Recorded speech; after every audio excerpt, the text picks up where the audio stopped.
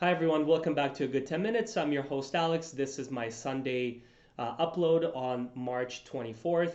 Today what I want to discuss is the reason why I believe that the Palestinian Liberation Movement is going to be ineffective forever.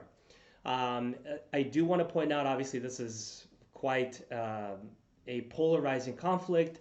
There are two very strong opinions on this.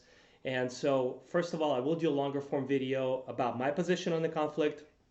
I've been educating myself heavily on this topic for the last 6 months, reading, following different commentators from both sides of the conflict, if you will. So I will have a longer form video on my opinion on that. So that's not this video. And then the other thing I do want to point out as a preface as well, obviously what happened on October 7th was an appalling, gutless, really just a disgusting terrorist attack.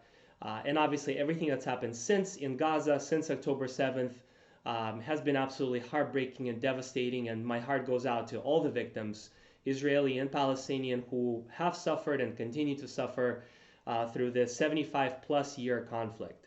All right, now, what I want to again talk about today is why I believe, in my opinion, the Palestinian Liberation Movement is going to continue to be ineffective. In order to do that, I have been reading a lot of books. One of my favorite topics is on the Holocaust. I know it's a heavy subject, but I find the stories very interesting and motivating and inspiring.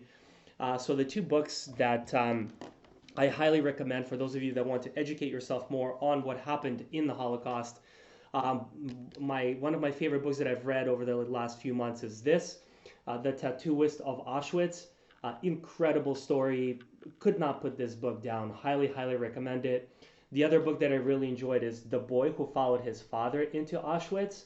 Another incredible story of survival and family. And again, these two books were tremendous, and they really help. These books, along with others, have really helped to shape my understanding of the rationale of Jewish people and Israelis, especially. Reason being is because roughly half of the population of Israel, give or take, are descendants of European Jews. These are the people that survived the Holocaust, survived concentration camps. And if you know anything about the Holocaust, you have to understand that what happened in the Holocaust is, to the definition of the word, unspeakable. Absolutely unbelievable what human beings are capable of doing and can do to one another. The horrors, the violence, the suffering that occurred, that transpired during that time in Europe is just, words cannot describe it. It's something that you have to educate yourself on to really fully understand it. And in order to survive this trauma, in order to survive this devastation, you had to be mentally extraordinarily strong. Only the mentally strongest, toughest people survived and were able to live to tell their stories. And so imagine having the toughest people that have ever existed, literally the mentally toughest people that have ever existed are ones that survived the Holocaust. They went on to then move and repopulate the state of Israel once it was established.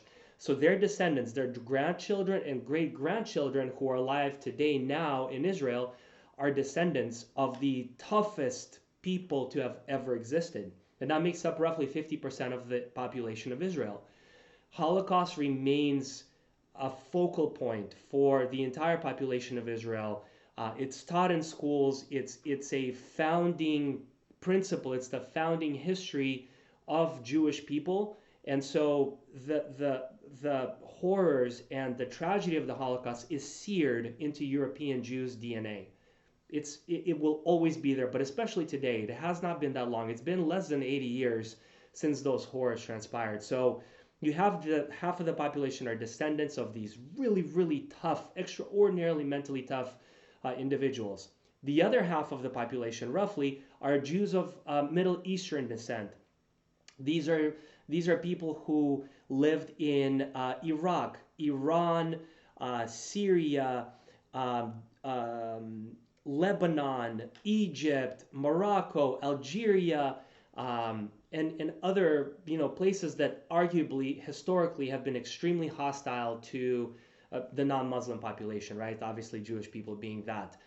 They were, treated horribly. They were second-class citizens. Again, arguably, I'm painting with a broad brush, but the point is, these Jews were violently and forcefully expelled from these Islamic Middle Eastern countries, and they ended up moving to Israel. So, and the ones that survived this violent expulsion are also very mentally tough, mentally strong, survived violence, survived horrific oppression. And so the overwhelming majority of the Jewish population in Israel are descendants of very resilient and extremely tough, mentally strong, basically unbreakable people. There are obviously other populations. There's Arab Muslims and Arab non-Muslims who live in Israel as well. There's also African Ethiopian Jews and other African Jews as well, and Jews from other parts of the world. But the overwhelming majority of the population are the European and Middle Eastern immigrants.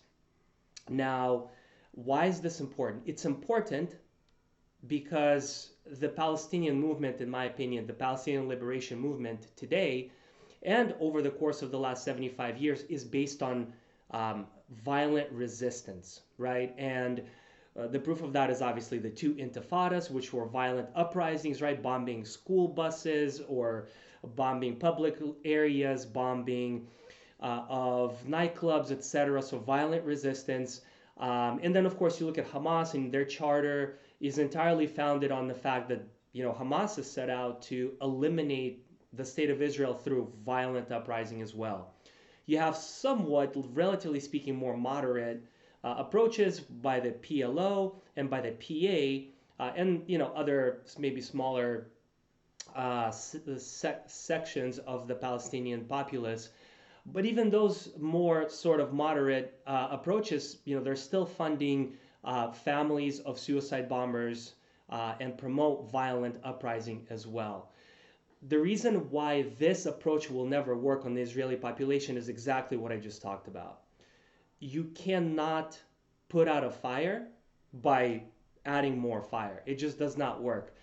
The overwhelming population of Israelis have relatives, have stories, have family history of overcoming all of the violence and oppression through mental fortitude, right? And so it's like it's like the same side of a magnet.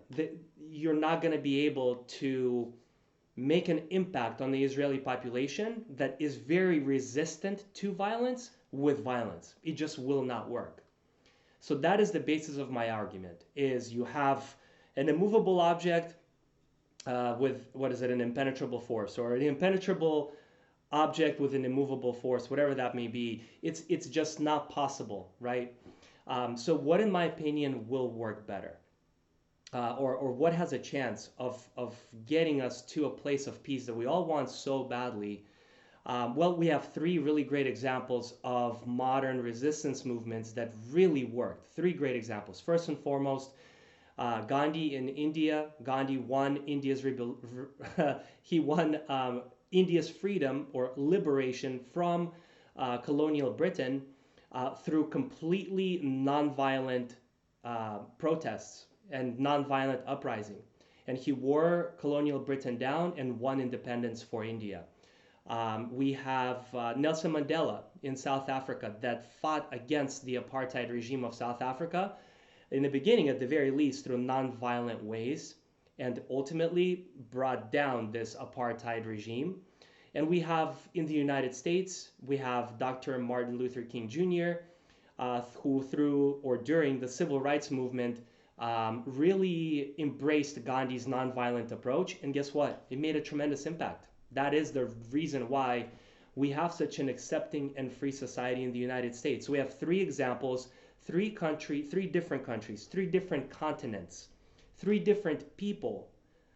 The one thing that there is in common is these uprisings were done peacefully, and that is what works.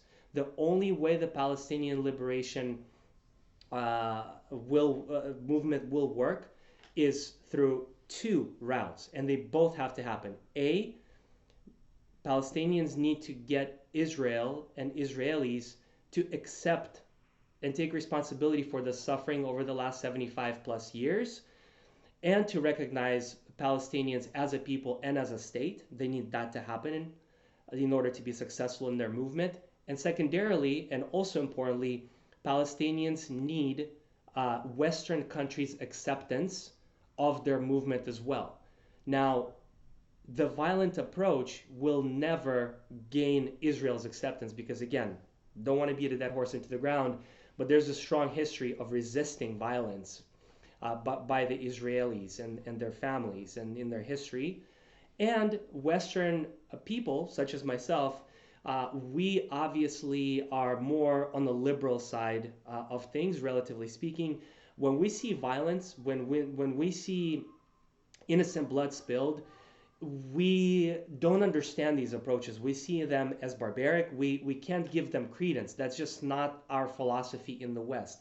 Yes, we have wars. Yes, we have conflicts. I get all that. But Westerners and Western countries do not validate violent approaches in our history as a Western civilization, violent approaches to gaining through gaining recognition. So again, if the Palestinian people are able to put forth more moderate type of leaders, more moderate type of thinkers, more moderate types of educators who can preach nonviolent resistance, who can preach, turn the other cheek type of mentality, I know for a fact that that would be significantly much more, much more effective. So until we're able to get more moderate type of leadership on the Palestinian side, we will continue to have a vicious cycle of tit for tat,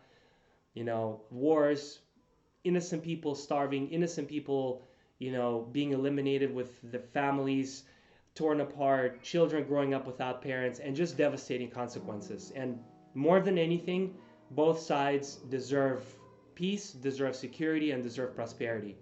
And we're all hoping and praying that that can come sooner rather than later. But again, I believe that Israel is set up as a democracy to be able to actually vote in some more moderate leadership. And obviously we have a push for that now from the United States and others. It's up to the Palestinian side to put forth some moderate leadership as well. So that's my position. That's why I believe today's approach by the Palestinian Liberation Movement is not going to work. Let me know what you think. I'll continue to post more on the conflict. I have a lot to share, a lot of education to share with you all. Comment, like, subscribe. Let me know what your thoughts are, and I hope to see you all soon. Thanks very much. Take care.